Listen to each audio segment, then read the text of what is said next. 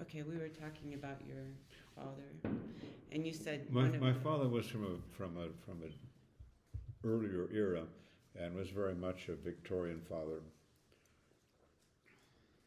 reserved,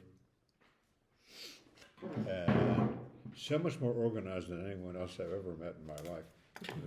That it was fairly easy for him to direct the trajectory of everybody in the house. But then a marvelous thing happened. He was only 40 somewhat when he first was made an ambassador, which was an early age for a career foreign service officer to become an ambassador to admittedly the very new independent country of Cambodia that had been part of French Indochina. And the marvelous thing about that was that I was old enough to be an observer of him, and he was young enough that the whole thing went a bit to his head.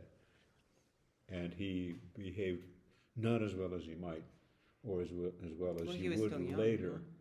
And he became sometimes a bit excessively arrogant, and he could be a bit cruel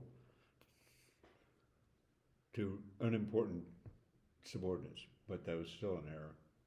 Things he didn't do later.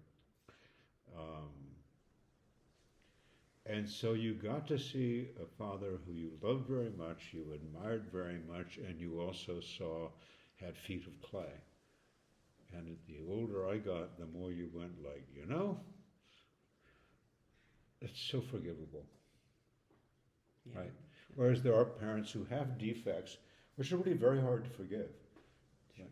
Especially if they're like violent or something. Or John Hartman at times could be, hurtful or cruel or, whatever. I wouldn't let a kid eat a habanero, things like that. Or if he won a medal in wrestling, you wouldn't beat him up for it. Yeah.